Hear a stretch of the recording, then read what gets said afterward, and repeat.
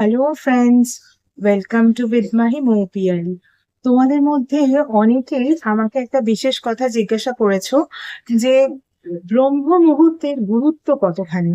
দেখো, ব্রহ্ম মুহূর্তের গুরুত্ব কতখানি সেটা যদি আমি এখন বলি, তাহলে সেটা কিন্তু এই একটা ভিডিওতে বলে শেষ করা যাবে না। আমি যেহেতু তোমাদের সঙ্গে বিভিন্ন সময় বিভিন্ন মোটিভেশনাল ফ্যাক্ট কে নিয়ে কথা বলেছি, কখনো কখনো ফিজিক্যাল অ্যাক্টিভিটিস যেগুলো আমাদের হেলথকে ভালো রাখতে পারে সেই বিষয় নিয়ে কথা বলেছি, মেডিটেশন নিয়ে কথা বলেছি, স্টুডেন্টরা কিভাবে পড়াশোনা মনে রাখবে সেই বিষয় নিয়ে কথা বলেছি। সেই জন্যে কিন্তু আজকে সেই রকম বিষয় নিয়ে ব্রহ্ম মুহূর্তের কথা আমি তোমাদের সঙ্গে বলবো। দেখো, ব্রহ্ম মুহূর্ত নিয়ে না হিন্দিতে একটা ভীষণ সুন্দর কথা আছে যে ব্রহ্ম মুহূর্তে কিন্তু তিন ধরনের মানুষই জেগে থাকে। প্রথমত যারা যোগী, দ্বিতীয়ত যারা ভোগী, এবং তৃতীয়ত যারা রোগী বা রুগী। কিরকম?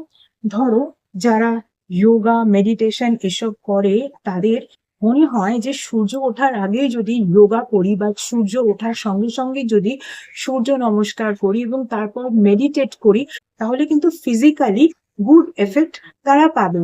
আবার অনেকে ধরো পড়াশোনা করে, তারা ঠিক ওই সময় সকাল সকাল উঠেই পড়াশোনা করতে বসে গেল যে না, এই সময় ফ্রেশ মাইন্ডে যদি পড়াশোনা করি তাহলে পড়াশোনার যে বিষয়টা সেটা অনেকদিন ধরে মনে রাখতে পারবো। তো যারা কিছু নতুন শেখে তারাও কিন্তু ওই ব্রহ্ম মুহূর্তের সময়টাকেই বেছে নেয়। আবার মেডিটেশন করা, যোগা করা মানুষগুলোও কিন্তু ওই সময়টাকেই বেছে নেয়। মোস্ট অফ অল, কেউ পারলো না বা কারোর অন্য কোনো কারণে প্রবলেম হলো, সেটা পরের কথা, কিন্তু অ্যাকচুয়ালি ম্যাক্সিমাম মানুষ যারা কিন্তু যোগার একটা বিশাল পর্যায়ে পৌঁছে গেছেন বা যারা একেবারে যোগীর পর্যায়ে পৌঁছে গেছেন তারা কিন্তু ব্রহ্ম মুহূর্তের সময় এগুলো করে থাকেন।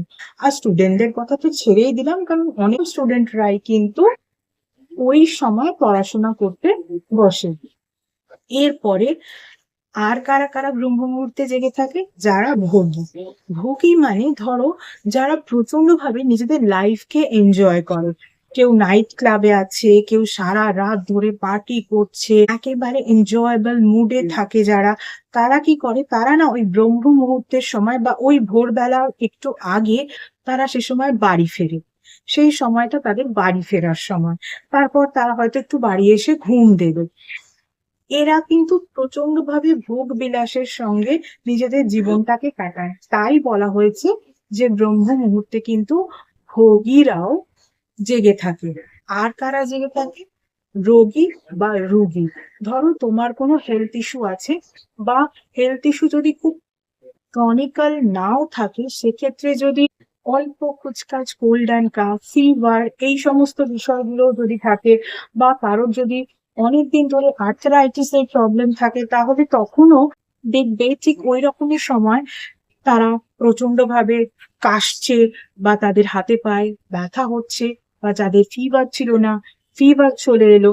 অ্যাকচুয়ালি একটা এনার্জি যেটা কিনা কুল এনার্জি ছিল, সেখান থেকে যখন আকাশ পরিষ্কার হচ্ছে আস্তে আস্তে এনার্জি টেম্পারেচারটা যখন বাড়ছে, সেটা হয়তো আমরা ওইভাবে বুঝতে পারি না, কিন্তু আমাদের বডির ইমিউন সিস্টেম কিন্তু সেটাকে বুঝতে পারে। তাই ওই ব্রহ্ম মুহূর্তের সময় কিন্তু যারা রোগী বা রোগী তাদেরও কিন্তু একটু সমস্যা হয়।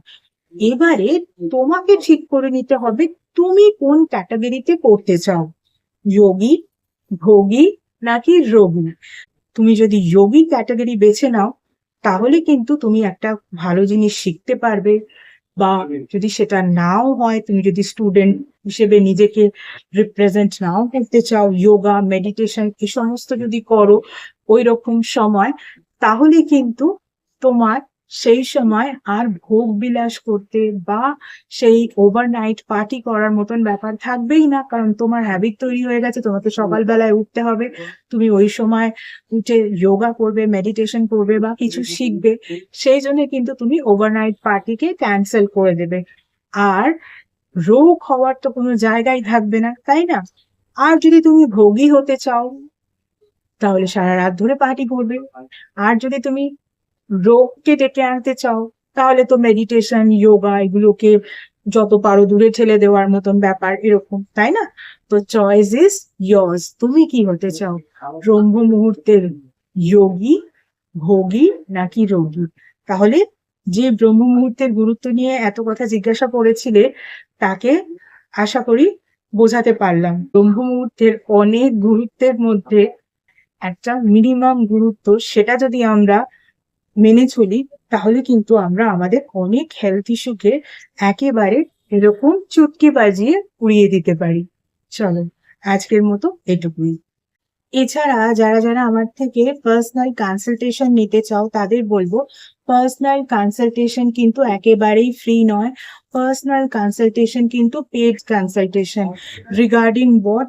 Regarding numerology, vastu, tarot reading, tarot healing, crystal healing, healing with reiki, healing with meditation, healing with law of attraction, healing with symbolism, এছাড়া অ্যাস্ট্রোলজি, সনাতন ধর্মীয় পদ্ধতিতে স্পেল কাস্টিং, আর এমন কিছু স্পেশাল রেমিডিজ যেগুলো তোমাদের ওভারঅল ডিটেলস চেক করার পরেই দেওয়া যায়, এভাবে জেনারেলি দেওয়া যায় না, ইত্যাদি বিষয়ে কনসালটেশন নিতে হলে কিন্তু স্ক্রিনে যে ইমেল আইডিটা দেখতে পাচ্ছ, সেই ইমেল আইডিতে মেল করো অ্যাপয়েন্টমেন্ট বুক করার জন্য।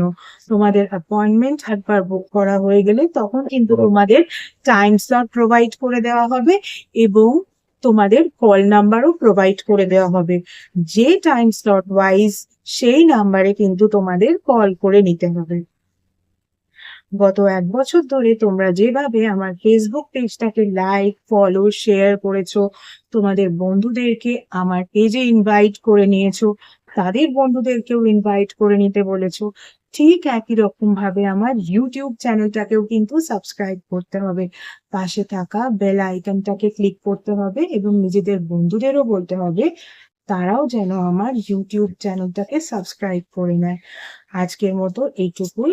আবার অন্য কোনো ভিডিওতে নিশ্চয়ই তোমাদের সঙ্গে দেখা হবে। টাটা।